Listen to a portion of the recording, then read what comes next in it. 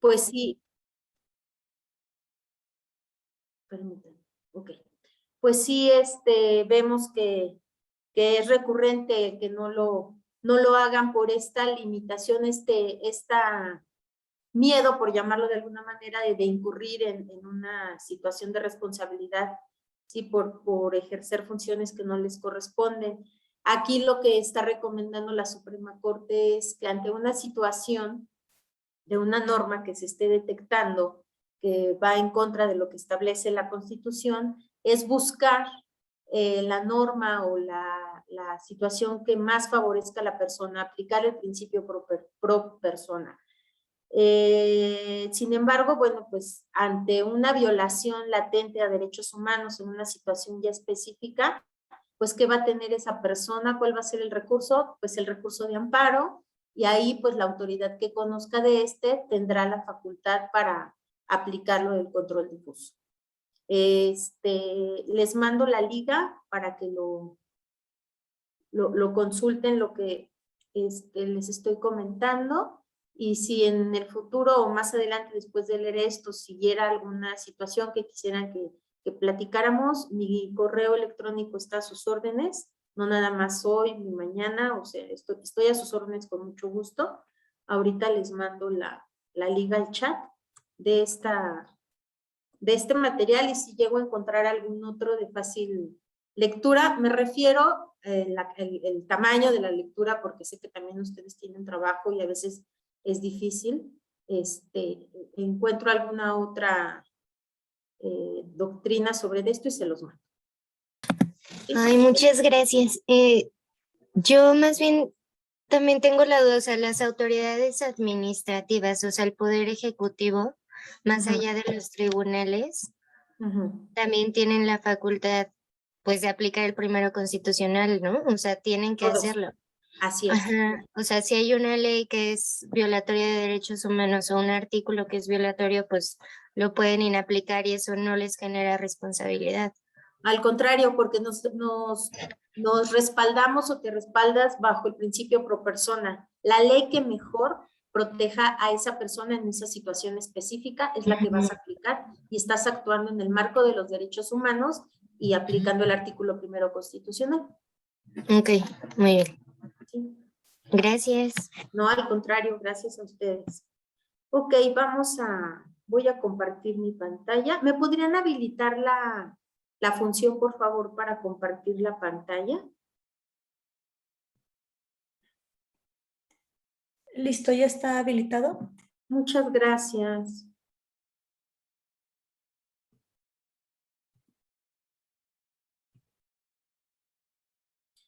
Denme un segundito, por favor.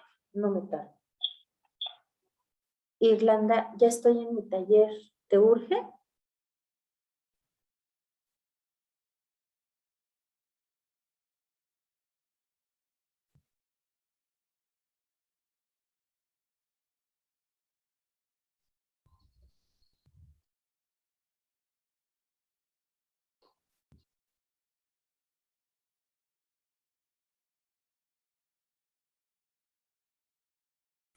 Tiene silenciado el micrófono. Creo que ya, ¿verdad? ¿Me escucho? Sí, ya Ok, se escucha. perdón. ¿Alguna otra duda que tengan ustedes sobre los temas de ayer? Sí me gustaría, yo sé que en una sesión, no manejamos de rápido todos los conceptos, los podemos volver a consultar en la presentación, se las voy a mandar, pero algo que haya quedado la duda, alguna situación, vamos a hacer ahorita ejemplos, vamos a hacer ejercicios principalmente. Considero que se va a pasar el tiempo rápido, que no vamos a aburrirnos del todo, porque va a ser muy práctico. Pero si alguien tuviera la necesidad de que retomáramos algún concepto, algún tema, con mucho gusto, ¿sí? Y si no, pues me continúo con lo que tenemos programado. Ok, bueno. Por aquí me dicen que ninguna y no veo alguna otra situación. Ok, perfecto. Bueno. Estábamos hablando ¿qué buscamos ¿Qué buscamos con nuestra herramienta de la perspectiva de género? Bueno, pues necesitamos o estamos buscando principalmente desnaturalizar, ¿sí?, esas explicaciones sobre las diferencias que hay entre mujeres y hombres, principalmente las que se basan en aspectos biológicos y en la negación de la influencia social. ¿Sí? Desnaturalizar lo que la sociedad ha construido, lo que ha ido adoptando a través de todas las generaciones, de los usos y costumbres en las sociedades. Eso es lo que buscamos, desnaturalizar lo que hemos aprendido desde que nacemos. Desnaturalizar un hecho tan simple, por así llamarlo, como vestir a las niñas de rosa y a los niños de azul. Desnaturalizar el uso de la falda exclusivamente para mujeres o el pantalón exclusivamente para hombres. No sé si en algún momento escucharon o recuerdan la polémica que se generó porque en las escuelas estaban comentando que iba a ser opcional el tema si las niñas usaban falda o pantalón, o inclusive los niños. Iba a ser una decisión pues de padres con los hijos, por la edad que estos tienen y que todavía dependen en la mayoría de las situaciones de la tutela de los papás y las mamás, pero que iba a ser una elección libre. Bueno, pues se desató todo un tema. ¿Por qué? Porque tenemos aprendido el tema y los prejuicios de que los hombres con pantalón y las niñas con falda, que si las niñas se ponen pantalón parecen, permítanme el término, sin ofender a nadie ni discriminar, machorras, que las vamos a influenciar para que entonces les gusten las niñas y no los niños. Los hombres porque se ven afeminados, porque entonces atentan contra su hombría que deben de tener por naturaleza al nacer con un pene, con un aparato reproductor masculino. Permítanme, y yo soy muy dada a dar ejemplos basados en mi vida personal. El año pasado mi hija está en tercero, perdón, y cuando estaba por pasar a segundo, me decía, pues si regresamos a la escuela después de la pandemia, yo quiero que por favor me compres pantalón, ¿no? Porque tengo frío y porque con la falda no me siento cómoda, me siento más cómoda con el pantalón. Entonces, ese es algo, y yo le contesté, sí, adelante, pues si te gusta el pantalón, usas pantalón, no hay ningún problema. Y eso es una forma de desnaturalizar lo que la sociedad ha venido construyendo a través de todos estos años, de todos estos siglos, y no atenta contra la moral ni contra las costumbres de nadie. Aunque hay personas que sí lo consideran así, pues también debemos respetarlo, ¿no? Porque somos diferentes, pero debemos de tener las mismas oportunidades. Esa es la clave o la diferencia, porque muchas personas decimos o piensan, pues no que quieren igualdad las mujeres, pues entonces ya no les doy el asiento, aunque esté embarazada, ya no le ayudo pues a cargar si ya no puede cargar algo pesado, somos iguales, ¿no? Ellas también son fuertes. Estamos confundiendo ese tema. Definitivamente somos personas diferentes, desde nuestros aspectos físicos hasta nuestras creencias, nuestros gustos, nuestras necesidades, nuestros miedos, nuestras aspiraciones. Somos personas diferentes, pero dentro de esa diferencia tenemos el derecho a gozar de las mismas oportunidades en cualquiera de los ámbitos en que nos desarrollemos, ya sea público, privado, en la escuela, en el trabajo, en la vida diaria. Tenemos derechos iguales y estamos peleando, por llamarlo de alguna manera, o luchando por ejercerlos en las mismas condiciones. Y es cuando entonces viene la obligación o viene la necesidad de que los actores como el Estado, como el Poder Judicial, como el Poder Ejecutivo, el Poder Legislativo, identifique esas brechas de género de las que estuvimos hablando para lograr esa igualdad de condiciones para ejercer a esa igualdad de derechos, el ejercicio de nuestros derechos humanos. Y pues también con esta perspectiva comprendemos, o con esta perspectiva, con esta herramienta, nos permite comprender los procesos a través de de los cuales las diferencias biológicas entre los sexos se convierten en desigualdades sociales, ¿sí? Que es lo mismo que les estoy explicando, o los ejemplos que puse anteriormente.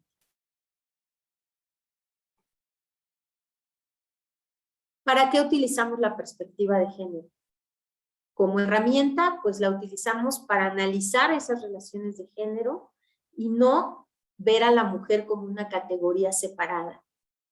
Ahí rompemos con ese mito que la perspectiva de género es cuestión solamente de mujeres, lo que platicábamos ayer. No es cuestión solamente de mujeres, es cuestión de incluir en una sociedad, en un ámbito, tanto a mujeres como hombres. También la perspectiva de género la utilizamos para generar las mismas oportunidades para el acceso y control a nuestros derechos, a nuestros recursos, a nuestros beneficios. Y algo muy importante, para garantizar la reparación del daño, que es algo que ustedes van a utilizar mucho en su actuar profesional, es pensando en garantizar esta reparación del daño, pensando en todas las implicaciones que fueron limitadas para las personas que buscan justicia. Este tercer punto es el clave, o es el que genera el objetivo, o que visibiliza el objetivo principal, ¿sí? de su función jurisdiccional. Garantizar que la reparación del daño se realice, se construya, se dicte, pensando desde qué implicaciones o qué situaciones le fueron limitadas a las personas que buscan esa justicia.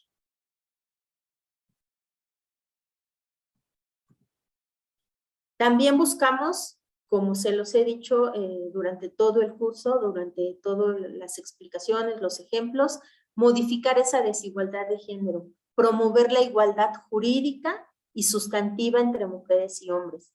Como lo he mencionado, que no se quede escrito en un papel, en una tesis aislada, en una jurisprudencia, en un código, en un plan de gobierno, en una convocatoria, que esa realidad se vuelva palpable, que le cambie la vida a las personas realmente, y tanto en el aspecto jurídico como en la vida diaria.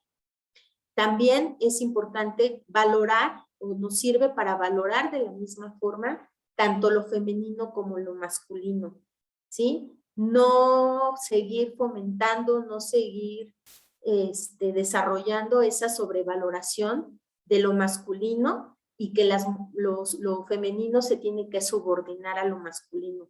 Romper con este tema del patriarcado, ¿sí? No solo las reglas las ponen los hombres, las reglas de convivencia, las reglas de desarrollo, las reglas de disfrute, de uso, deben de ser reglas generales basadas tanto en lo femenino como en lo masculino, que nos permita tener una verdadera convivencia en igualdad de oportunidades, en igualdad de circunstancias.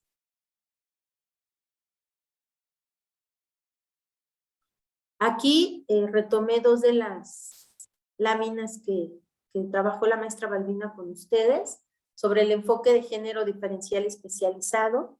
¿Sí? La perspectiva de género, nuevamente, visibiliza la condición y posición de las mujeres, detecta los factores de discriminación que causan esa desigualdad entre mujeres y hombres, como les decía, en los diferentes ámbitos en que se desarrollan, y también nos sirve para planear esas acciones que van a modificar esas estructuras que han generado y que mantienen las desigualdades. La igualdad sustantiva reconoce que somos diferentes y utiliza esta herramienta de la interseccionalidad para analizar y abordar las múltiples discriminaciones que puede presentar una de manera conjunta, las diferentes identidades que influyen sobre el acceso a los derechos y oportunidades, ¿sí? Es decir, tenemos necesidades específicas, una atención diferenciada para lograr romper con esa brecha de género, y todo en el marco del respeto de las diferencias. Lo que les decía, si alguien considera que no se pone falda porque atenta contra su hombría, debemos respetarlo. Pero esa persona no nos debe limitar si nosotros sí queremos usar la falda siendo o teniendo la identidad de género de hombre, pero nos queremos poner una falda. Si tenemos el sexo de hombre y queremos tener la identidad de género de una mujer utilizando falda. Ahí hay muchos ejemplos que podemos seguir dando. Yo utilizo los más sencillos para yo poderme expresar de manera más sencilla. Si ustedes tienen alguna duda de un caso o de una situación específica, con gusto la podemos analizar. También revisaron con Malvina el tema del enfoque de derechos humanos, ¿sí? En los derechos humanos a la igualdad, a la no discriminación, a la participación, al trabajo, a la educación, al desarrollo, a un medio ambiente sano, la situación de las personas en vulnerabilidad, los principios de estos derechos humanos que ustedes los conocen, la obligación del Estado, que también es la que hemos estado platicando, y que en este caso la obligación que ustedes como actores en el Poder Judicial también tienen presente, de promover, respetar, proteger y garantizar todos estos derechos humanos y los estándares de disponibilidad, accesibilidad, aceptabilidad y calidad en los servicios. Todo enfocado para evitar la discriminación, asumiendo el Estado su responsabilidad de garantía y de generar mismas oportunidades para todas y todos. Les voy a presentar esta tablita que es sirve mucho de apoyo. Aquí tenemos como reglas. La acción es un trato igual. Cuando la acción es de trato igual entre iguales, ¿qué tenemos como resultado? Una presunción de legitimidad de la acción. Es decir, no estamos violando los derechos de ninguna persona, porque estamos dando un trato igual entre dos personas que están en la misma situación, en las mismas condiciones. Un trato igual entre desiguales, tienen desventajas, alguna de ellas. El resultado lo vamos a obtener como una presunción de discriminación en el resultado del trato. Sí, es aquí donde empezamos a ver que no consideramos esas brechas que pueden existir o esas categorías sospechosas. Un trato desigual entre iguales también es una presunción de discriminación en el trato. Un trato desigual entre desiguales también es una presunción de distinción y por lo tanto de legitimidad de la acción.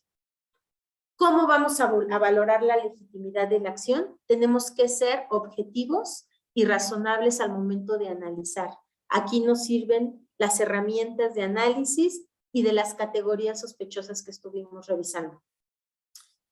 Su regla general, siempre el artículo 1 constitucional es básico, ¿sí? Revisemos ese artículo. Si en el artículo 1 constitucional no encontramos alguna característica, que se nos esté presentando en la práctica, vayamos a los tratados internacionales para buscar y poder identificar de manera objetiva y razonable y poder valorar esa legitimidad de la acción que estamos haciendo o que queremos llevar a cabo. ¿Cómo valorar quiénes son iguales y quiénes no lo son? Sí, pues tenemos que hacer uso del enfoque de derechos humanos, identificar que la persona es autónoma, que no tiene que ser igual o similar a otras personas. El papel que juegan, nuevamente, las categorías sospechosas son muy importantes a partir de cuestiones estructurales y de contexto. Por ejemplo, nuevamente retomo lo del el Código Civil, ahí del Estado de Oaxaca. Ahí encontramos la categoría sospechosa relativa a la preferencia sexual de las personas que estaban solicitando contraer matrimonio. ¿Qué determina si existe o no existe la discriminación? La afectación injustificada y desproporcionada en el ejercicio de un derecho. Vuelvo a retomar los ejemplos de ayer. En el tema del Código Civil de Oaxaca, del matrimonio entre personas del mismo sexo, era una afectación injustificada. ¿A quién o quiénes pueden verse afectados en su vida, en sus propios derechos si se les permite contraer matrimonio a estas dos personas del mismo sexo, ¿sí? Ahí no hay una afectación injustificada si se les permite el matrimonio. Si no se les permite, sí hay una afectación injustificada, porque nadie tiene derecho a decidir cómo van a vivir esas personas su sexualidad. Es un derecho que ellos pueden ejercer y no le van a hacer ninguna situación de violencia ni de legal o jurídica a terceras personas. Sin embargo, en el ejemplo de la convocatoria para madres y padres solos, que ya platicamos que ese tema de padres solos, bueno, todavía está por ahí, desde mi punto de vista hay que revisarlo, si se tendría que revalorar ese tema de padres solos. Aquí la afectación no es, más bien no hay una afectación, ellos ya viven una afectación y si es justificada, solamente considerar a ciertas personas que cumplen con ciertos requisitos para ejercer ese derecho del recurso que les van a dar con ese programa para que ellos puedan ejercer en igualdad de circunstancias que las demás personas que quieren estudiar y trabajar, porque se les está resolviendo la situación del cuidado de las hijas e hijos.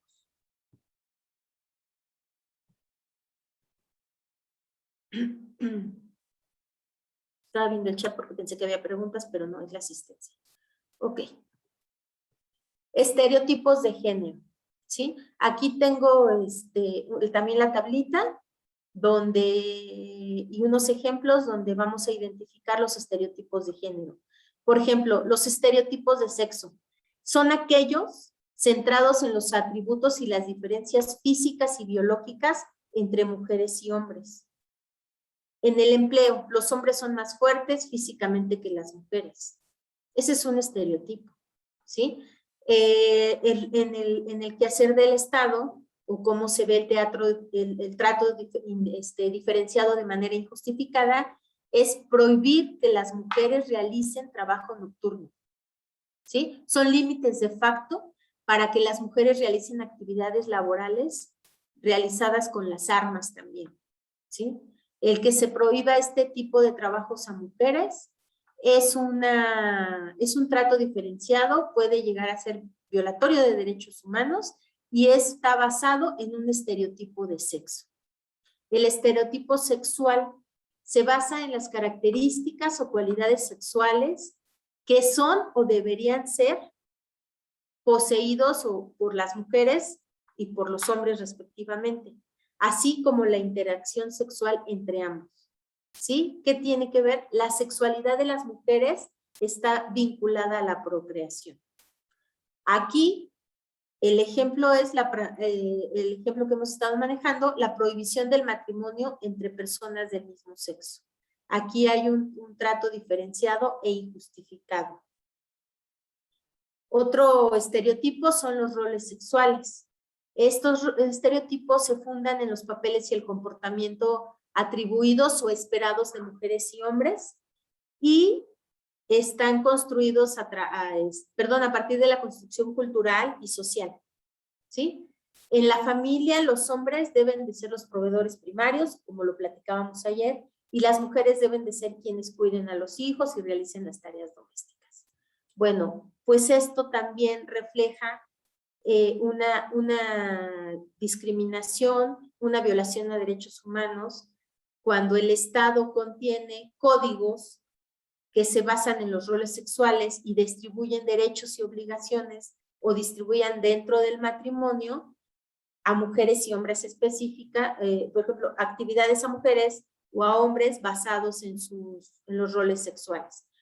Anteriormente, o cuando retomamos estas ideas de la dote o de que los papás, los jefes de familia heredaban a los hombres porque eran los fuertes y los que iban a tener que mantener a una mujer, a una familia, y a las hijas no les heredaban tampoco, no les heredaban nada porque ellas iban a ser pues adoptadas o a través del matrimonio por un hombre que iba a ver por ellas. Aquí es un reflejo del quehacer que el Estado tuvo que llevar a cabo para modificar leyes, para modificar prácticas que se venían realizando basadas en los estereotipos sobre los roles sexuales. El estereotipo compuesto es aquel que interactúa con otro estereotipo de género, ¿sí? Se atribuyen características y roles a diferentes subgrupos de mujeres. Por ejemplo, las mujeres solteras y lesbianas no son buenas madres. Y en base a ello se niega la posibilidad de que adopten un hijo. O también pasa con los hombres. Los hombres solteros o que son pareja, pues tampoco son buenos padres porque van a generar que a los hijos que adopten o que decidan tener a través de la subrogación de un útero, pues les van a dar malas influencias, van a generar traumas en los niños, etc. Y se les niega la posibilidad de adopción de un hijo o hija también a ellos. Entonces, estos son los tipos de estereotipos que se presentan, cómo se emplean, cómo se dan en la práctica y qué es lo que tiene que hacer el Estado o cómo se refleja en el quehacer del Estado y que genera, perpetúa, permite trato diferenciado que no está justificado entre las personas. A diferencia, vuelvo al mismo ejemplo, de esta convocatoria, donde hay un trato diferenciado pero justificado, porque es para generar igualdad de condiciones para el acceso a otros derechos de mujeres y hombres, como es el estudio o el trabajo de madres y mujeres solas, perdón, de mujeres, hombres solos o tutores que requieren el apoyo para el cuidado de niñas y niños de la edad que maneja la convocatoria. No sé si hay alguna duda hasta aquí. No, maestra. Ok.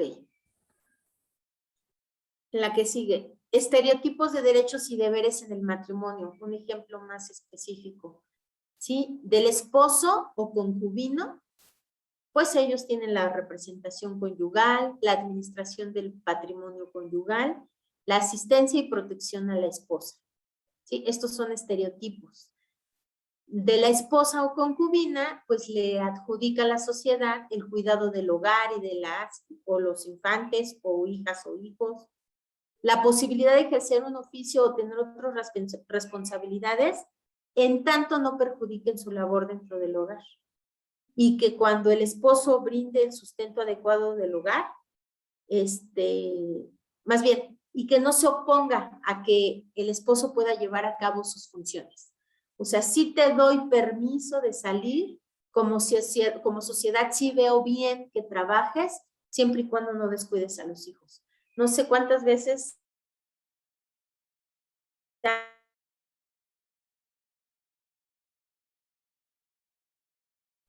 Maestra, no se escucha, como que se cortó su audio. ustedes han el problema de delincuencia, ¿sí? Del problema de delincuencia. Sí me estoy escuchando porque me aparece Ya. que ¿sí? Ya, sí, gracias. Ah, ok, sí es que me apareció que era inestable mi conexión de internet. No, ya está bien, gracias.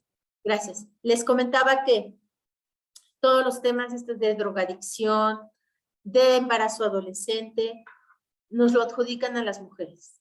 Es nuestra culpa por haber decidido salir de la casa a trabajar, por haber tenido la osadía de querer estudiar, de querer crecer como profesionistas y abandonar a los hijos. Es nuestra culpa que ahora ellos estén perdidos, que no tengan una dirección real. ¿Por qué? Pues porque los hombres están ocupados en administrar, en generar el patrimonio, en generar los recursos para ese patrimonio en la familia. Y pues nosotros fuimos irresponsables al querer salir, ¿no? de nuestro ámbito, de donde estábamos pues bien, porque no nos hacía falta nada, ¿no? De acuerdo a la sociedad, pues el marido nos daba de comer, nos vestía, en el mejor de los casos, ¿verdad? En una relación ideal. Nuestra única responsabilidad era estar a cargo de la casa y de los hijos. Entonces, ¿para qué nos quisimos complicar la vida y salir al mundo de lo público, salir de lo privado al mundo público? Entonces, Esas son todas las cargas que la sociedad nos da. En este siglo todavía hay quienes nos señalan, quienes reprochan que lo estemos haciendo y nos responsabilizan de los problemas sociales, de las situaciones como la drogadicción, como la violencia, como todo lo que hay en los jóvenes, en las niñas y niños. Ok. Bueno, pues si están de acuerdo, vamos a pasar a nuestro primer ejercicio. Aquí hay un tema de discriminación múltiple. Les voy a leer estos dos casos. Están muy cortitos, muy sencillos. El primero se trata de Inés Fernández Ortega. Es una mujer indígena que fue amenazada, golpeada y violada por 3 elementos del ejército mexicano dentro de su casa en el estado de Guerrero.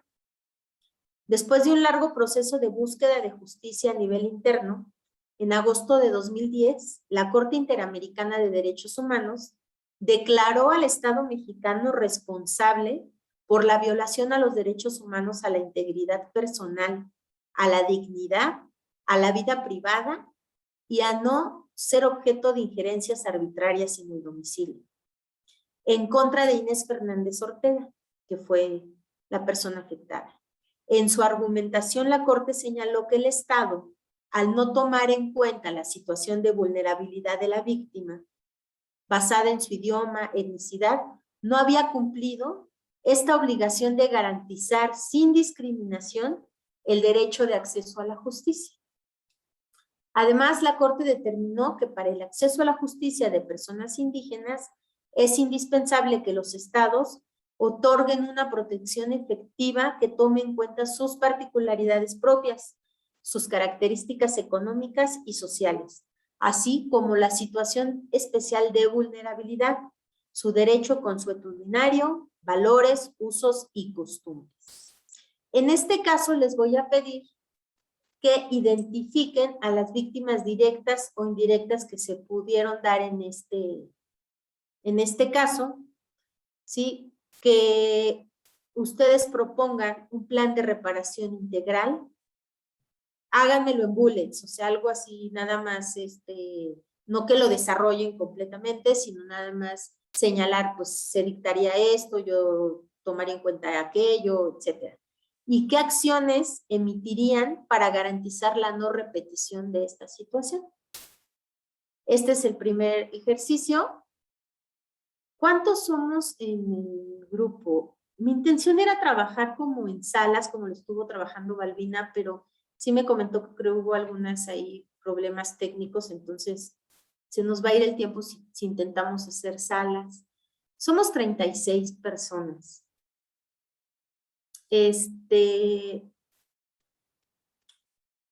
Bueno, a mí me gustaría que dividiéramos. No sé si usted, si Selene o Carla tendrá como, y me faltó comentarles eso, como dividido o como identificados quienes, de alguna manera para poder separar que 18 personas trabajen o la mitad trabajen un caso y la otra mitad trabaje el otro. ¿Habría alguna forma de dividirnos?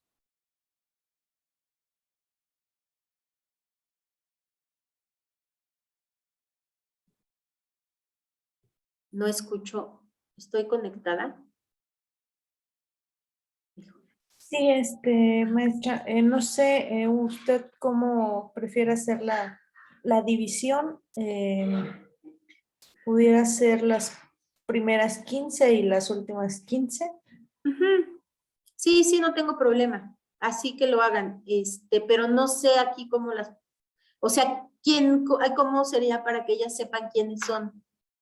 Mire, el orden en el que yo los tengo acomodados es Abelardo del Ángel, Ana María Rugerio, Ariane, Arturo Olvera, Carmen Patricia, Elizabeth Aguiñaga, Enrique Martens, Fernando Santillán, Georgina Salazar, Goret López, Graciela Treviño y Juana María Castillo Ortega.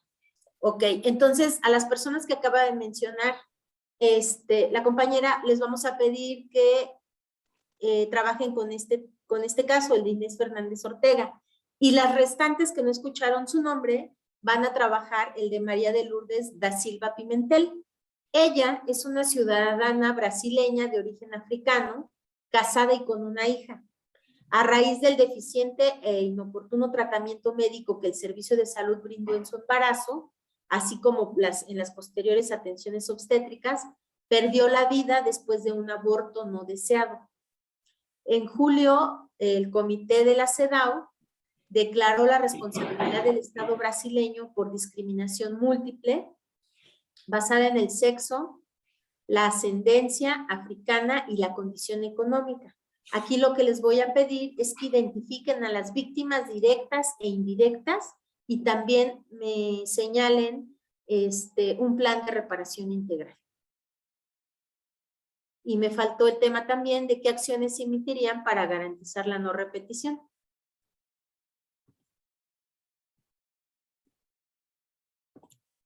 Si tienen alguna duda, aquí estoy. Voy a estar atenta del audio y con mucho gusto las resolvemos. Les apoyo. Si hay alguna duda, les voy a dejar en pantalla los dos casos para que no tengan problema de consultarlos. Pueden consultar la información les voy a subir al chat las dos presentaciones. Nada más déjenme. Sí voy a compartir esto. Okay. Y les voy a subir, guardar como escritorio. Les voy a subir también para identificarla. Les voy a mandar ahorita por chat las presentaciones, espero que sí se puedan subir. Y si no, voy a pedirle apoyo a las compañeras de la unidad. Pero primero lo intento yo.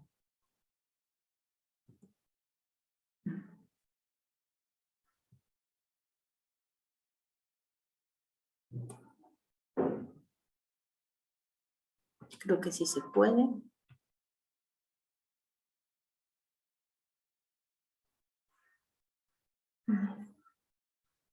¿Hay alguna duda? ¿Ya están empezando a trabajar? Yo sí tengo una duda, maestra. No sé cómo va a ser la dinámica del trabajo, porque como realmente es mi primera experiencia en cuanto al trabajo en equipo a través de la plataforma de Zoom, y me comentó, bueno, escuché que dijo en relación a las salas, pero no sé cómo será la misma. Al equipo que me toca es el segundo. Ok, no son equipos. Precisamente para evitar que hay muchos problemas con Zoom para las salas, porque todavía como que no está muy fácil ahí el acceso, decidí no trabajar en equipos. Van a trabajar cada quien en lo individual. Si escuchaste tu nombre, vas a trabajar el de Inés Fernández Ortega. Si no dieron tu nombre, vas a trabajar el de María de Lourdes da Silva Pimentel. Le agradezco mucho, maestra. Muy amable. No, al contrario. Ya les mandé la presentación de Balbina por si quieren identificar ahí información de las que les dio, y yo ahorita les voy a mandar la otra presentación.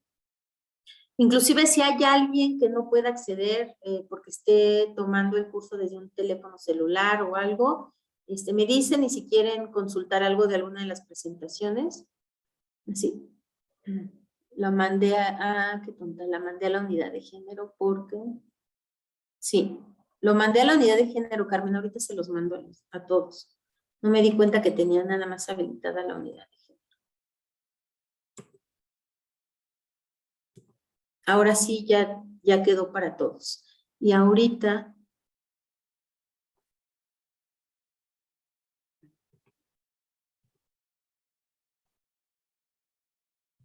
les voy a presentar la otra. Quiero ver si es esta. Sí.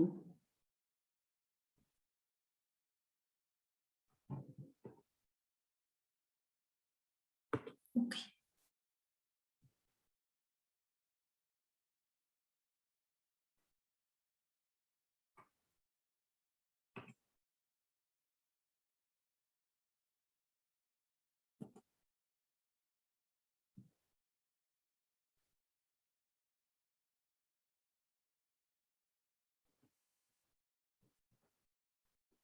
Ya les mandé la otra presentación, que es la que estoy ocupando ahorita yo. Y hay una persona que me dice que está tomando el taller por celular. ¿En qué te puedo apoyar? ¿Qué información requerirías? Y te apoyamos. Me refiero a María Estela Medina.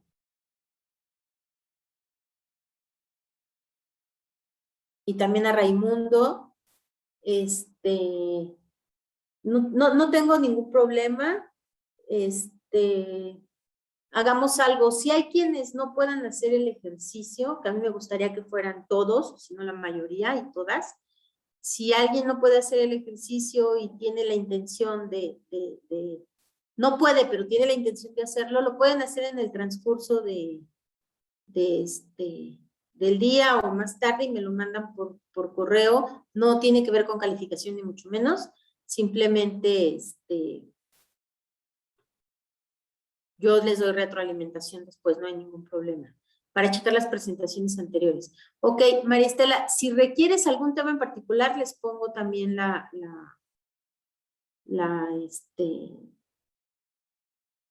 láminas que me vayan diciendo, o dudas en que tienen.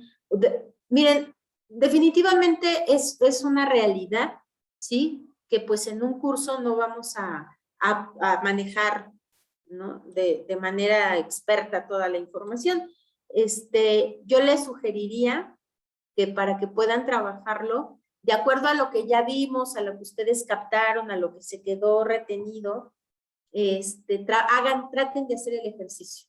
Obviamente no les voy a pedir términos específicos, ni mucho menos, pero sí identificar o que con este ejercicio podamos identificar que tienen las nociones de lo que hemos estado trabajando aquí y que de alguna manera tenemos ya como el piso, la regla básica para saber qué tenemos que buscar, dónde tenemos que buscar y qué son las cosas que tenemos que identificar. Entonces, traten de hacerlo así, aunque no puedan consultar el material. Digo, no me voy a poner exquisita para el tema de los términos, ni mucho menos. Y ahorita en la retroalimentación, cuando revisemos las respuestas de algunos, que quienes quieran compartir su ejercicio, pues también va a servir para la retroalimentación de ustedes y ustedes mismos revisar si iban por la misma línea o tienen otras aportaciones y las puedan compartir. ¿Estamos de acuerdo?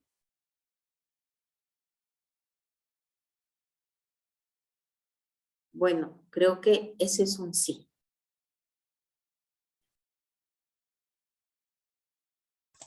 Sí, maestra, claro y entendido. Gracias. A ustedes. Sí, maestra, gracias. Gracias, gracias.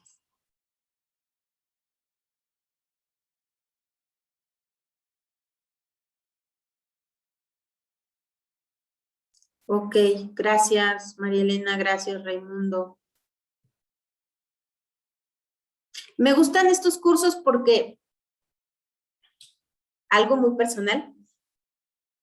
Cuando me invitaron la primera vez a darles un curso a magistrados, a jueces, pues la verdad es que yo dije, no, o sea, yo soy muy respetuosa del litigio, me gusta mucho litigar, soy muy respetuosa de la labor jurisdiccional. Hay veces que pues sí, no me puedo quedar callada y le tengo que decir a la persona que esté en el juzgado, sea el secretario de acuerdos, al propio juez o a la jueza, pues sí acercarme y decirles que no estoy de acuerdo, ¿verdad? Y meter mis recursos y lo que tenga que hacer de acuerdo al procedimiento. Pero yo tengo un respeto muy amplio por todo el Poder Judicial y el que me siente yo a darles un curso, para mí el primer día, la primera vez que lo hice, pues sí fue un reto, ¿no? Porque yo decía, o sea, ¿yo cómo voy a ir a un juez a decirle que lo que está haciendo, pues, a lo mejor le falta o cómo le voy a enseñar, ¿no? Y cuando ustedes me ponen, sí, maestras y todo, se siente bien bonito, la verdad, y son momentos que disfruto mucho, porque siempre estoy yo de este lado y viéndolos trabajar. Hasta ahorita no me ha tocado litigar en San Luis Potosí. Si algún día me toca, me dará mucho gusto tener ahí un ejercicio en la práctica jurisdiccional con ustedes para pelearnos en la manera positiva. Para pelearnos en la manera. Entonces, Perdón, ¿está fallando el audio o solo Maestra, es no mi sé si teléfono? su internet o el mío, que yo también escucho todo muy cortado. ¿No? a lo mejor es mi... Perdón. No, pero yo aquí tengo buena señal. ¿Ya me escuchan? Sí, maestra. Ok, Ahorita sí se escucha bien. ok. Entonces todo lo que les dije no se escuchó. Se escucha, pero bien cortado, maestra. Ah, ya. Bueno, pues Una ustedes se lo pregunta. pierden porque ya lo dije, ya no lo voy a repetir, no, no es cierto. Maestra, una pregunta. Mande. Nuestras percepciones, opiniones con respecto al ejercicio que estamos llevando a cabo, ¿es por escrito o intervención directa? Intervención directa, o sea, no necesito que me manden la evidencia en papel, ni mucho menos, ni por correo. Hagan el ejercicio, hagan sus análisis, sus reflexiones, y quien guste compartirlo, lo compartimos. Y quienes no lo quieran compartir, pues nada más nos retroalimentamos de lo que vayamos hablando los demás. De acuerdo, gracias. A ustedes. Aquí hay compañeras y compañeros que me dicen que se escucha bien, que sí me escucharon. Entonces, no es mi internet, yo creo que es el de algunas de ustedes. Pero ahí vamos trabajando.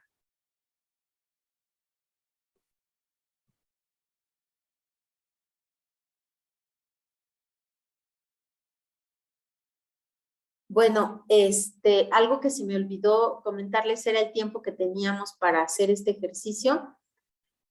Les voy a dar 10 minutos más. Son 5:55. A las 6:10 empezamos, quien ya tenga, empezamos a revisar. Y si alguien tiene antes, empecemos a revisar para que nos dé tiempo de hacer los otros ejercicios. ¿Les parece? Sí, maestra, está bien. Gracias.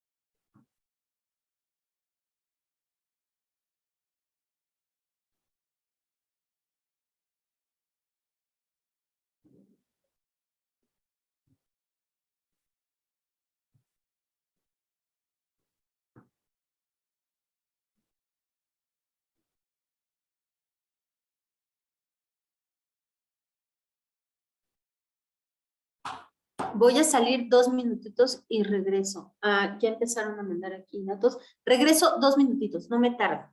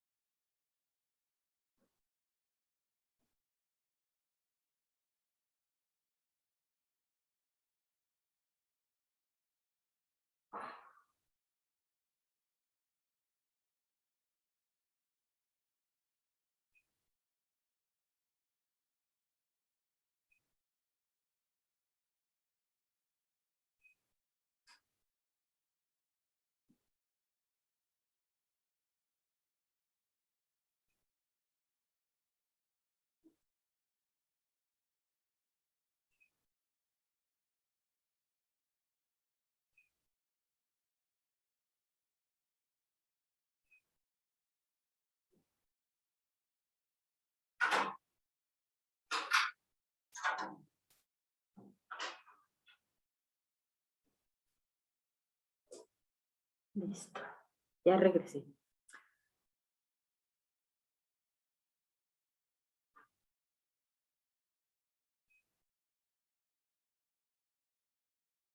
A ver.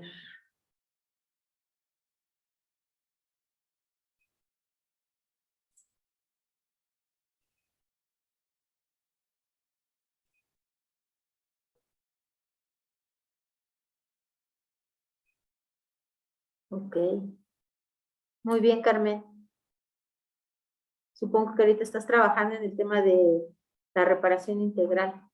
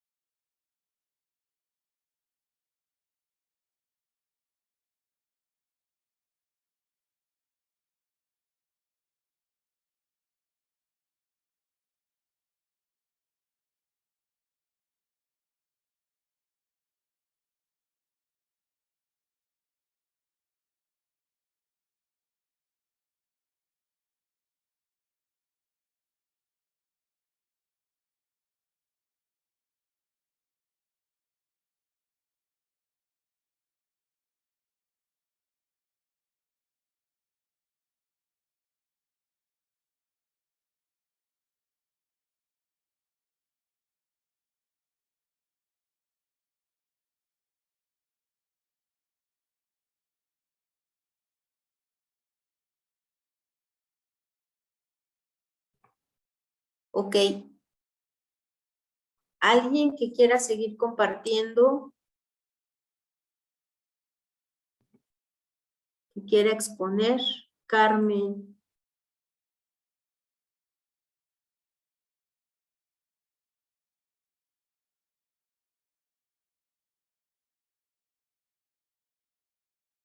A ver, voy a leer lo que Carmen nos está compartiendo.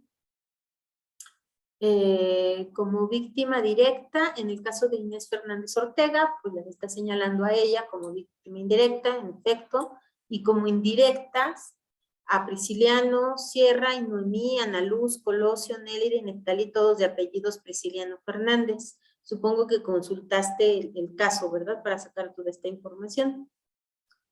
Correcto. Y en el plan de reparación nos está señalando: el Estado mexicano es responsable de violaciones a derechos humanos por tortura, por investigar los hechos del caso bajo la figura de violación sexual. Condenó a trabajar en procesos eficaces, plazo razonable en la investigación, adoptar reformas pertinentes, continuar con los procesos de protocolos, de actuación, cursos permanentes de capacitación, medidas para que las niñas de Barranca del Teocani sigan estudiando, asegurar que el Estado brinde apoyo y atención a mujeres víctimas de violencia, así como una disculpa pública. Para ti ese es el plan de reparación. Ok.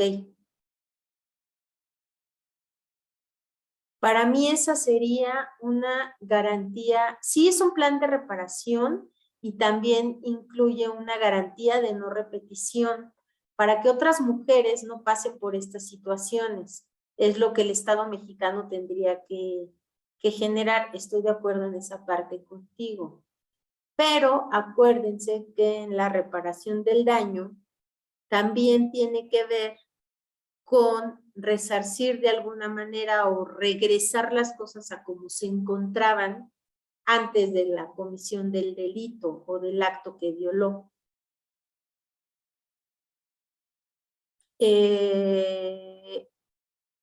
Aquí te falta para el tema de la reparación, ¿qué pasa con las víctimas indirectas y con las víctimas indirectas, perdón? ¿Sí? Acuérdense el tema de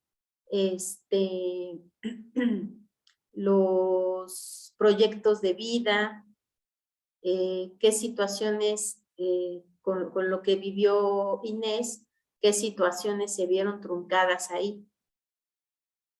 Esa parte faltaría en la reparación del daño. ¿Alguien más que tenga información sobre este caso que quiera? Maestra. Sí.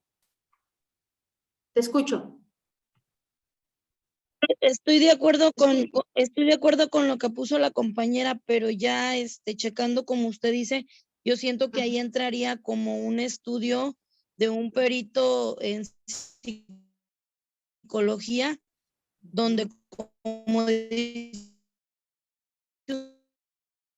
estás cortando. En el estado como en el que estaba, en el proceso de qué manos son los que desempeñó todo el proceso en que llevó la víctima. Entonces, para mí esa sería una reparación del daño integral, ¿no?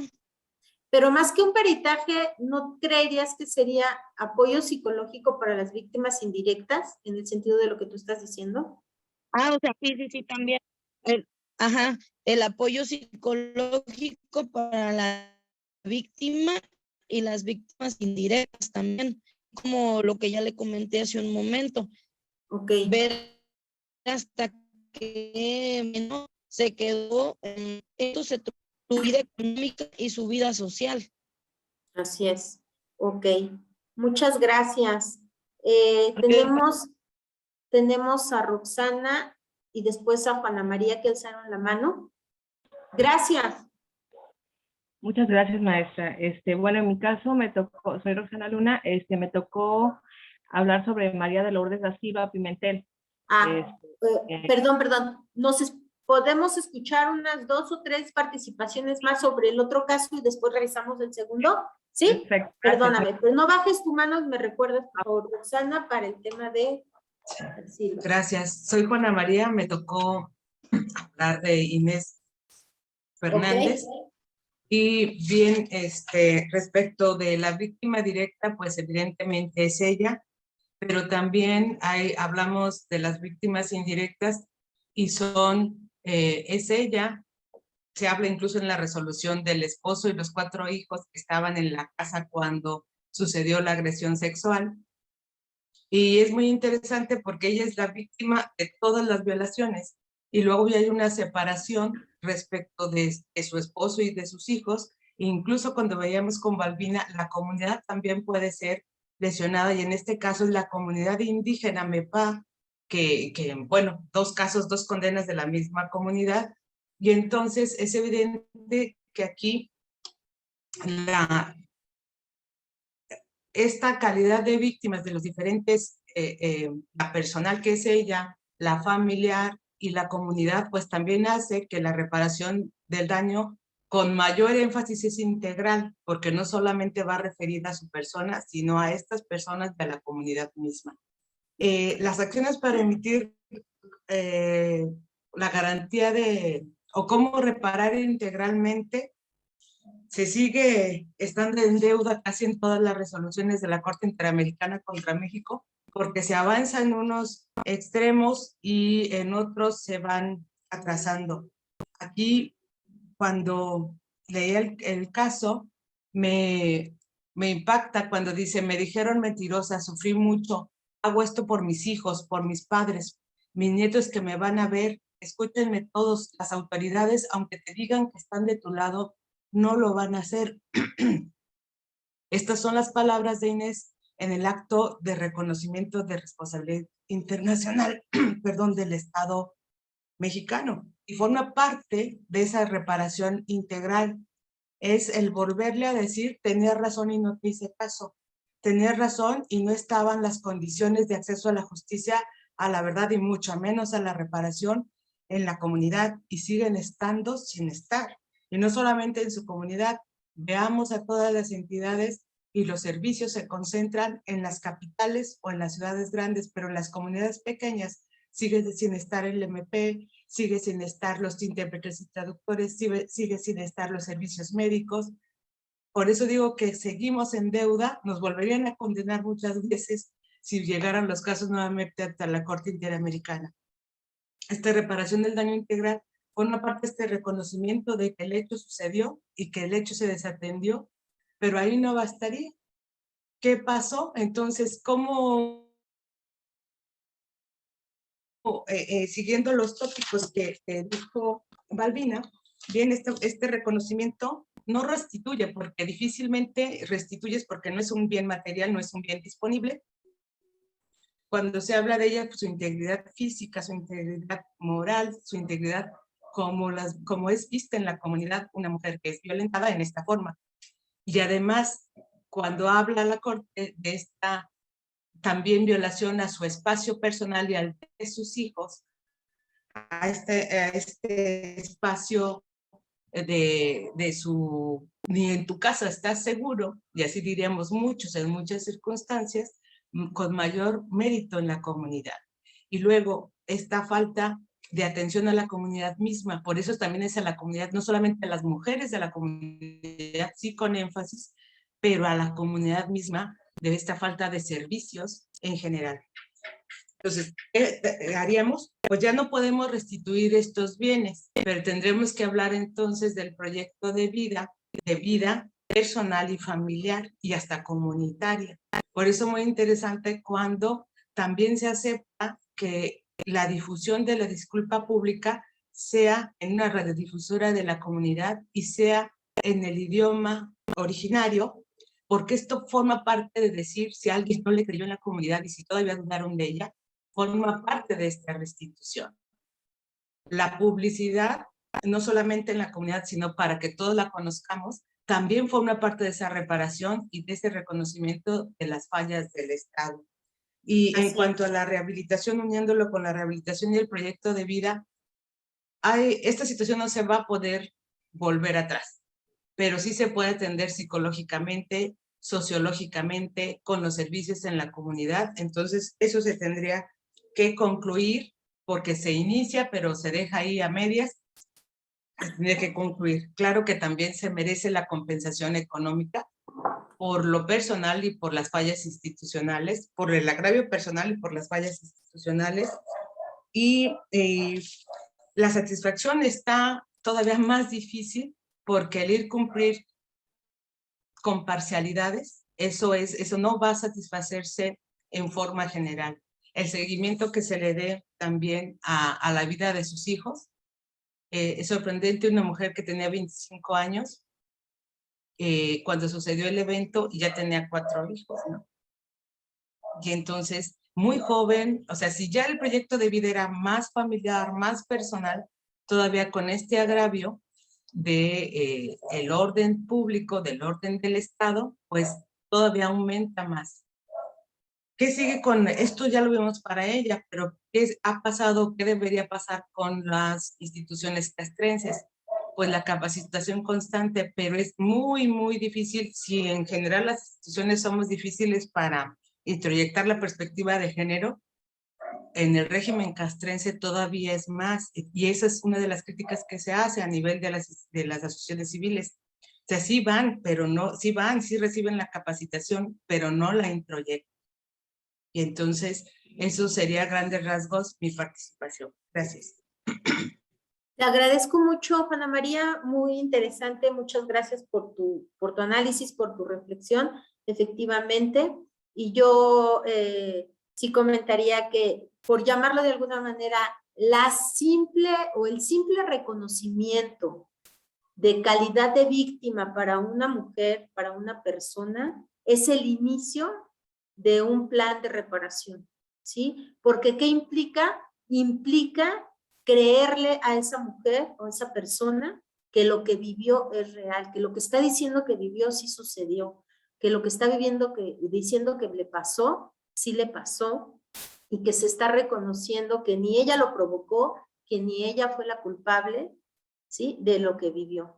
Es el primer paso, ese reconocimiento de víctima. Por eso la importancia de inscribirlas en el programa para la reparación, para el tema de la cuestión económica. Bajo ninguna circunstancia se pretende pagar o valorar económicamente el daño psicoemocional que pudo haber vivido la persona, pero sí es una medida mínima para reintegrar o para tratar de detener esa violación a la dignidad de las personas y pues a su patrimonio, a su propia integridad física. Muchísimas gracias, Juana. ¿Alguien más que quiera sumar algo a lo que ya se dijo sobre el tema de Inés? Si no, para pasar al siguiente tema. Yo aquí solamente veo a Roxana con la mano levantada. Espero no, si alguien hay más sobre este tema, por favor, comenten. Yo, maestra, otra vez. Sí. Adelante. Bueno, para mí también sería como que obligar al Estado a que tuviese hablantes de lengua náhuatl, y es algo que se da hoy en la realidad. Yo que trabajo en Tamazunchale, San Luis Potosí, estoy en un centro de justicia en Matlapa y vemos mucho personas indígenas hablantes náhuatl, y a veces batallamos mucho porque vamos a presentar una denuncia o querella y nos tenemos que esperar hasta que encontremos un perito que sea que hable el dialecto. Entonces muchas veces fiscalía no lo tiene. Entonces yo siento que el Estado debería de estar obligado a tener un traductor en cada fiscalía, más en las zonas donde sabemos que hay más etnia, más hablante náhuatl, y a veces sí es mucho batallar, esperar a llevar otra vez a la señora, darle cita, hablar a INPI, esperar a que nos manden un traductor. Yo siento que eso sí, el Estado debería de estar obligado a tenerlo. Está obligado, realmente está obligado. A veces, o la mayoría de las veces, tiene que ver con el tema de los recursos.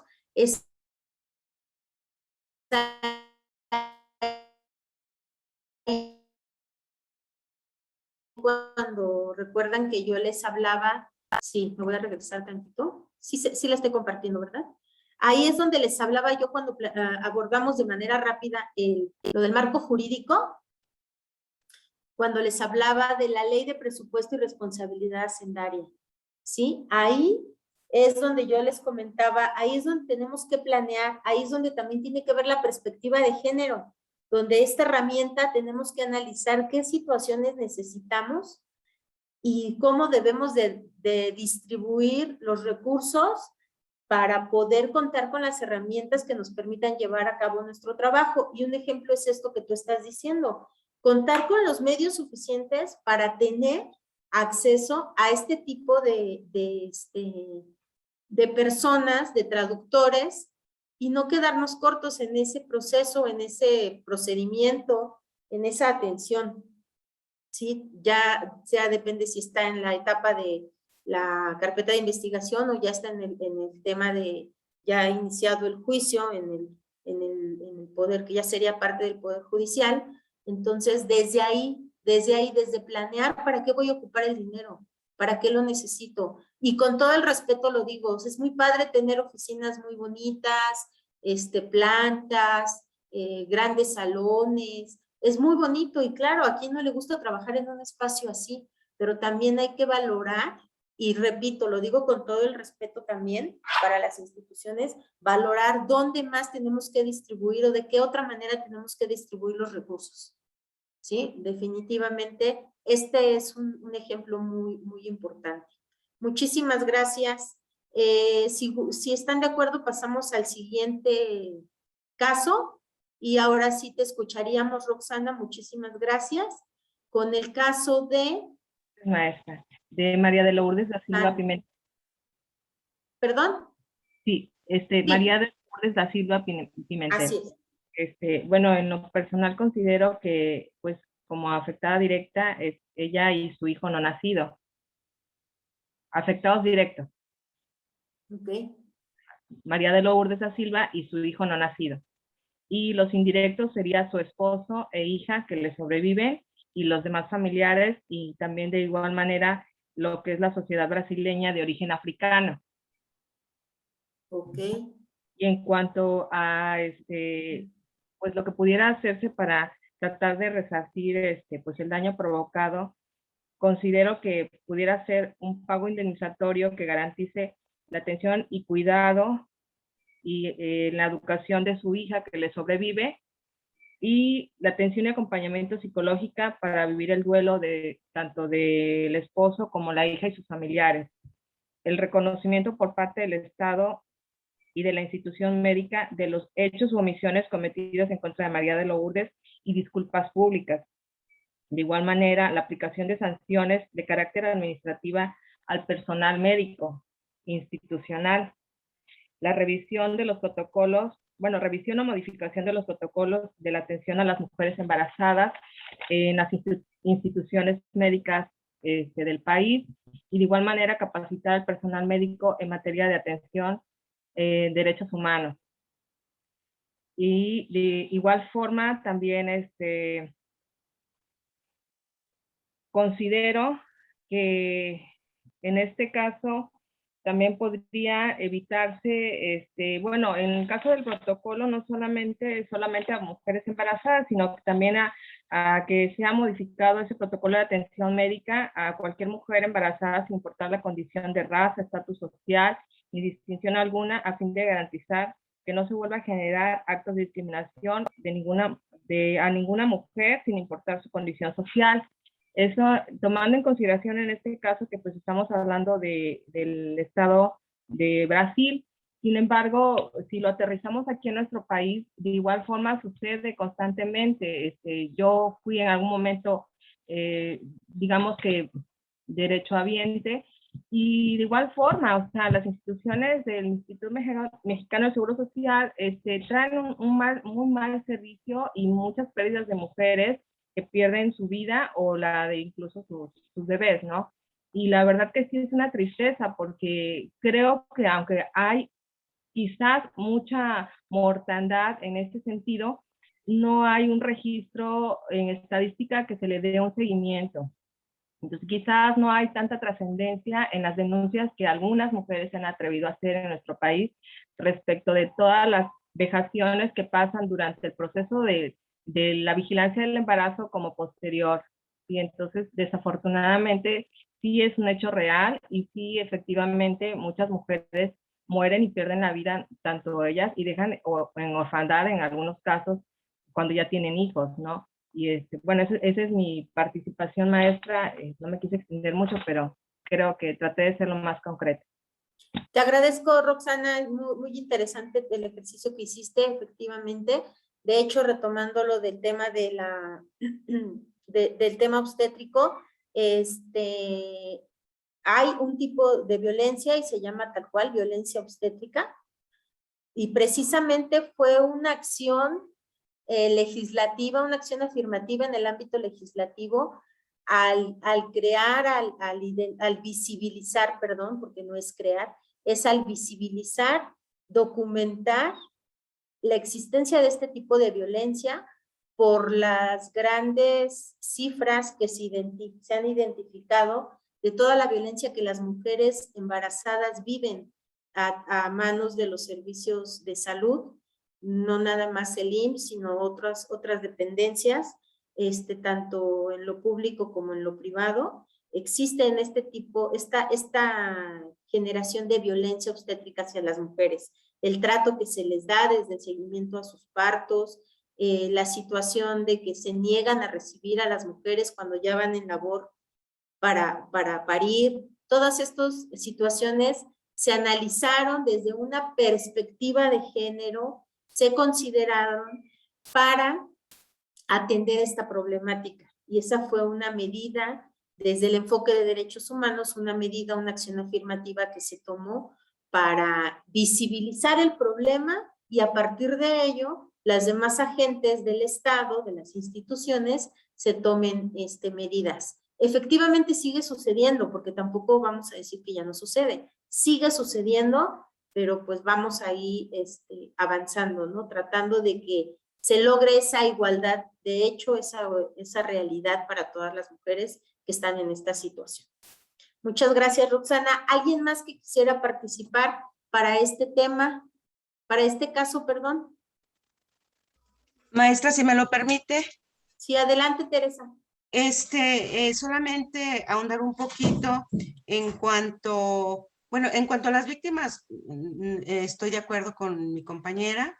En cuanto al plan de reparación integral, considero que también una indemnización por el deceso precisamente de las víctimas directas.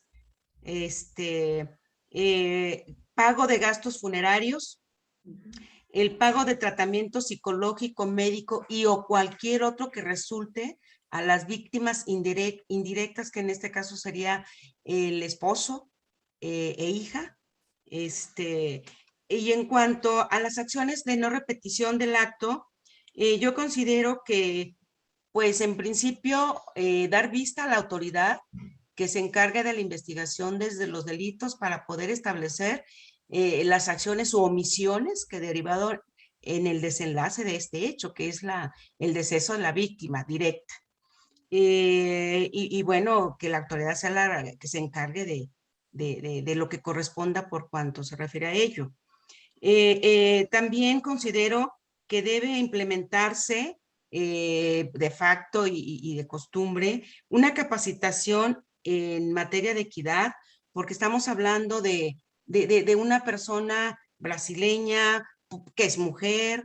Entonces, una capacitación permanente para el personal que interviene en el caso, en general al personal de las instituciones que se encargan de ello. Considero también que debe establecerse mecanismos de supervisión para identificar que se apliquen, que se lleve a cabo las acciones en la aplicación de protocolos para este caso concreto, que es el que estamos tratando, ¿verdad? Digo, abonando un poquito porque, bueno, la compañera lo dijo muy bien, entonces ya no quiero ampliar, ¿verdad? Pero muchas gracias. creo que pudiera ser, ¿verdad? Gracias. Sí, Teresa, muchísimas gracias. Sí, muy valiosas tus aportaciones. Te agradecemos mucho. ¿Alguien más gracias, Tere, gracias a ti. ¿Alguien más que quisiera, Talía, adelante, por favor? Y también tengo a Sonia. Gracias. ¿Me escuchan? Sí, Talía, adelante. Bien, bueno, estoy de acuerdo con mis compañeras. Por ahí tengo alguna duda porque según lo que leí del caso, la que presenta en sí esta denuncia es la madre de Aileen. Aileen entiendo que es la que falleció por esta deficiencia en el sector de salud. ¿Es así? Sí. Bien. Entonces, nada más para abundar en cuanto a las víctimas, directas e indirectas, estoy de acuerdo con lo que han mencionado ya nuestras compañeras. Creo que usted tocó un punto muy importante, que es para abundar en cuanto a las acciones para la no repetición, que sería precisamente eso, visibilizar con campañas sociales la violencia obstétrica que sufren las mujeres, no solo en Brasil, ¿verdad? También aquí en México se sufre de ese tipo de violencia. La capacitación también a mujeres embarazadas o programas dentro de los mismos centros de salud, a las mujeres embarazadas acerca de estos derechos que tienen ellas, tanto de reproducción como en el embarazo y parto, y también que aprendan a detectar esa violencia obstétrica para poder denunciar la misma. Las sanciones, obviamente, a los profesionales de salud que violen esos derechos que tienen las mujeres embarazadas y que generen esta violencia obstétrica. Sería en lo que yo me gustaría abundar en cuanto a lo que ya han mencionado a mis compañeras. Estoy totalmente de acuerdo, y pues para evitar la repetición de estos temas. Te agradecemos, sería mi María. aporte. Muchísimas gracias y muy valiosas tus aportaciones. Tienes toda la razón. Muchísimas gracias. Patricia, teníamos a Sonia, pero creo que no era pedir Sonia, sí, ¿verdad? ¿Querías participar? Sí, Sonia. Adelante, Sonia. Después Patricia y después Juana. Gracias, Sonia. Independientemente de los casos, en muchos casos en el Estado mexicano recaen en lo mismo. O sea, mataron a Abril 2 personas, a la otra la mataron por allá. ¿Y qué sucede? Ese principio de no repetición tiene que ser contundente. O sea, no es posible que pasen las mismas cosas una y otra vez. Cuando pasa un caso, tiene que ser la bandera para que no vuelva a pasar. ¿Cómo podemos estar recayendo en lo mismo? Lamentablemente, las instituciones tienen unos parámetros deficientes para medir su eficacia. Aquí una fiscalía dice, este año recibimos 1000 denuncias. Eso no es un parámetro, eso es un número. Un parámetro es, de cada 1000 casos hemos resuelto 900, estamos al 90% de eficacia. Eso es un parámetro. A mí no me importa cuántas mujeres pongan denuncia, dime a cuántas tú les resolviste y en cuánto tiempo, porque se me hace una burla a la misma Constitución que me estén hablando a mí de que de justicia pronta y expedita, cuando un caso se lleva 10 años como si hubiera mucho que investigar. Eso me da a mí entender que tenemos un personal que le falta neurona, que no leyeron, que no estudiaron, que no investigaron y por tanto, cuando le llegan estos temas son incompetentes y solamente son rápidos para cobrar la quincena. Después, simplificar los procesos. ¿Cómo es posible que una mujer ponga una denuncia? Porque el padre de los hijos tiene 3 años que no da las pensiones y tenga que esperar 3 años en un proceso porque hay que garantizar los derechos del señor en detrimento de una mujer que está sufriendo violencia económica y en detrimento del interés superior de la niñez. O sea, procesos que se pueden hacer en 2 o 3 meses, lo alargan 4, 5, 6 años. ¿Y qué hace la víctima? Abandonan el caso porque tienen que trabajar para darle de comer a sus hijos. Y entonces el Estado, en términos de justicia, pronta y expedita, y proceso simple, es ineficaz totalmente. Porque de una cosa sencilla se inventan una teoría filosofal como un laberinto que sabemos por dónde entramos, pero no sabemos cuándo vamos a salir. Luego, requerimos que las sanciones contra los servidores públicos, que son los que tienen que garantizar la seguridad en el Estado a través de las instituciones, que sean contundentes. Mira, la primera te la paso porque a lo mejor no sabía, pero la segunda te rompo la madre por bruto, por lo que sea, porque no es posible que una y otra vez los mismos errores y se excusen. Es que tenemos una carga grande de casos que resolver. No, lo que tú tienes es una gran incompetencia y por eso no puedes resolver. Entonces son muchos los puntos que habría que ver. Perdón que te interrumpa, discúlpame. Muy valiosas tus aportaciones también, entiendo y tienes todo el derecho a exponer lo que sí. Nada más con todo respeto, te desviaste un poquito del caso que estamos analizando. Con mucho gusto lo podemos platicar al final si gustas. Permíteme que continuemos con el análisis del caso y le daría la palabra a las compañeras para que nos aporten más. Sí, y para todos los casos que se mejoren los procesos, porque hay instituciones que 10 años después están trabajando como en el siglo pasado, no han hecho una mejora para ajustarse a los tiempos que van evolucionando. Muchas gracias, Sonia. Adelante, quedamos que era Patricia, si no me equivoco, ¿quién iba a hablar? Sí, yo igual, o sea, lo que dijeron las compañeras y nada más yo agregaría una capacitación al personal de salud sobre derechos humanos y no discriminación, o sea, además de violencia obstétrica, porque no solamente fue por ser mujer, sino además por ser de origen africano, ¿no? Entonces, también como hablar sobre eso, que sea una capacitación constante. Sí, la indemnización económica. No sé si alguien mencionó unas disculpas públicas, la verdad eso no lo escuché. Y quizás, no sé, poner el nombre de ella en algún hospital que sea solo para tratar mujeres, ¿no? O sea, como una forma de memoria también. Y quizás un protocolo de atención a mujeres embarazadas, también a raíz de lo sucedido en este caso, para que se le dé seguimiento a todas las mujeres y no vuelva a suceder. Ok, muchísimas gracias. Gracias, Patricia. Y creo que por ahí estaba también Juana, quien quería participar. Sí, más bien hablar en general de la violencia obstétrica.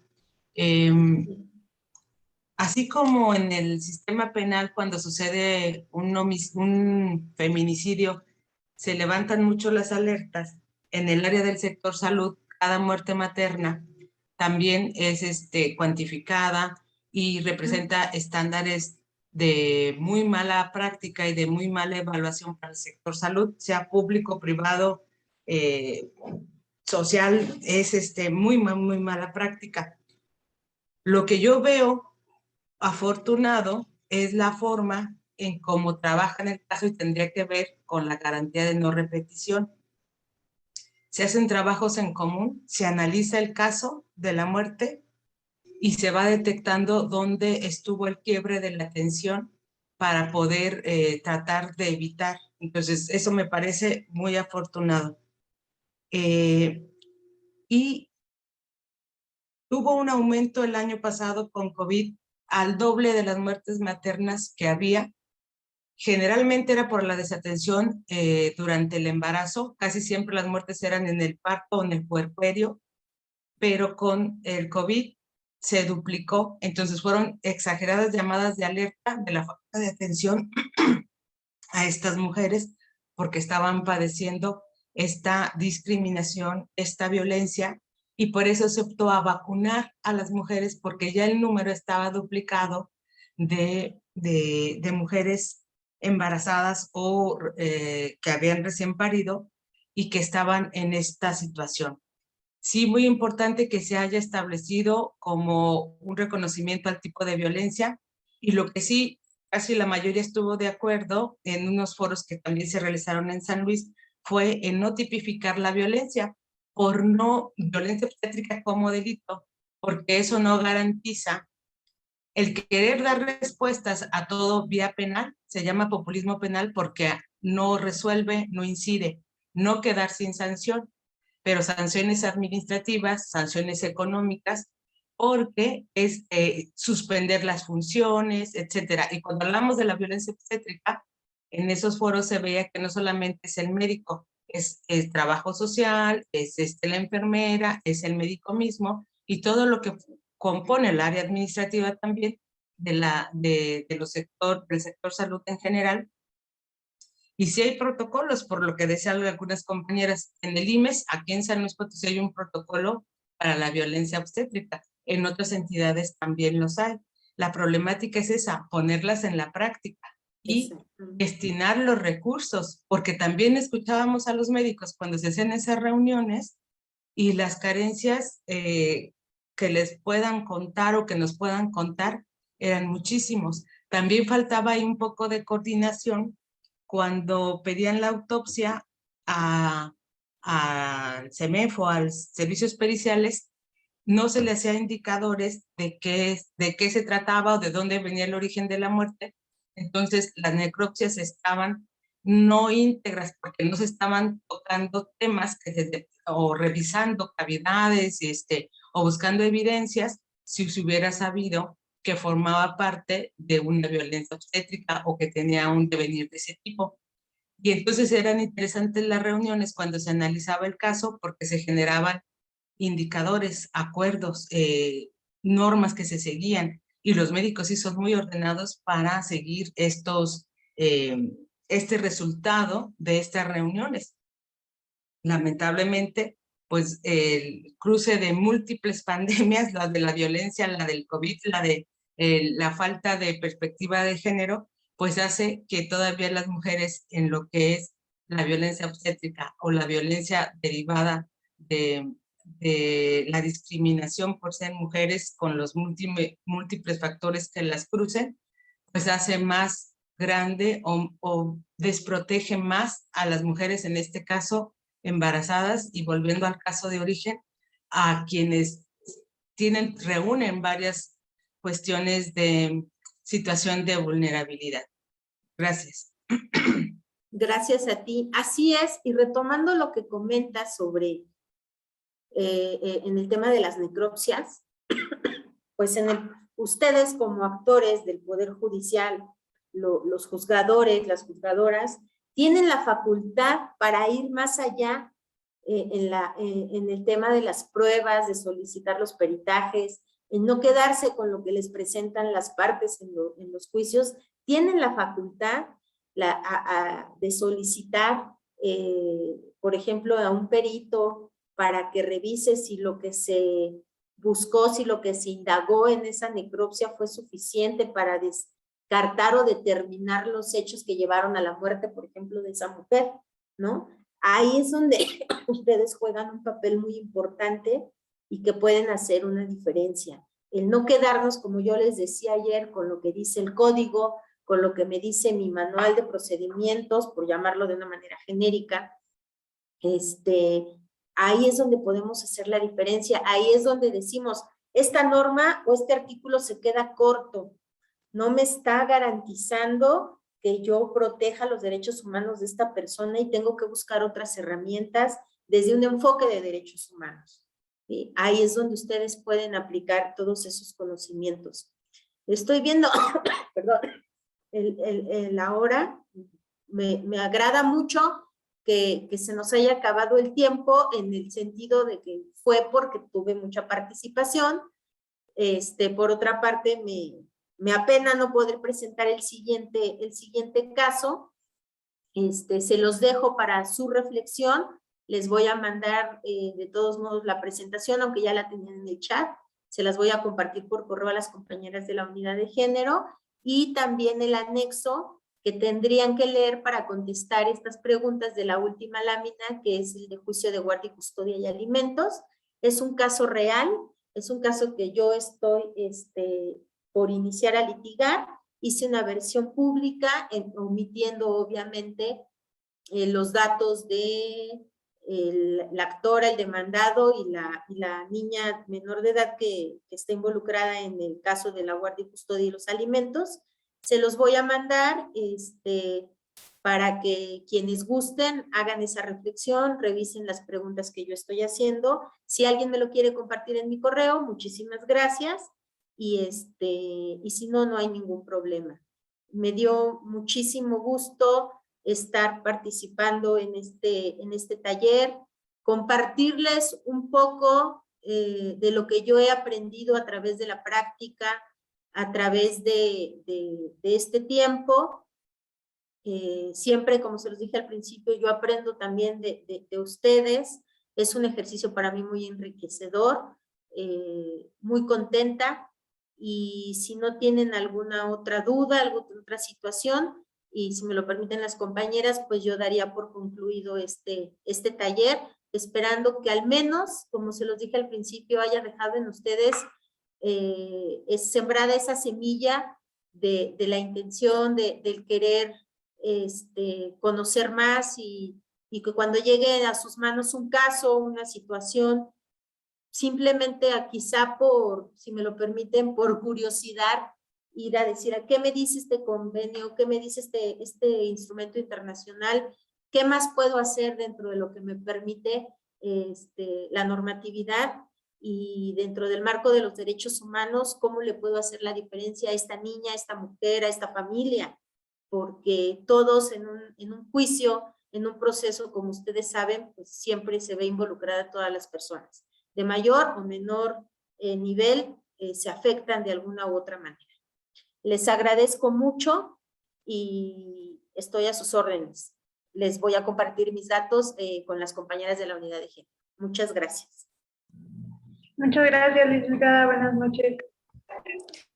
Maribel, muchísimas gracias. Estamos muy contentas de haberla tenido por aquí y le agradecemos a todos los asistentes el haber participado en esta jornada. Les recordamos que para solicitar su constancia tienen que mandar un mail a la Unidad de Derechos Humanos e Igualdad de Género y pues esperamos que sigan participando. Muchísimas gracias y buenas noches.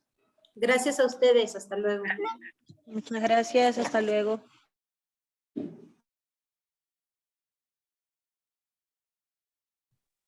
¿Podrían mandar el mail al chat para poder solicitar la constancia?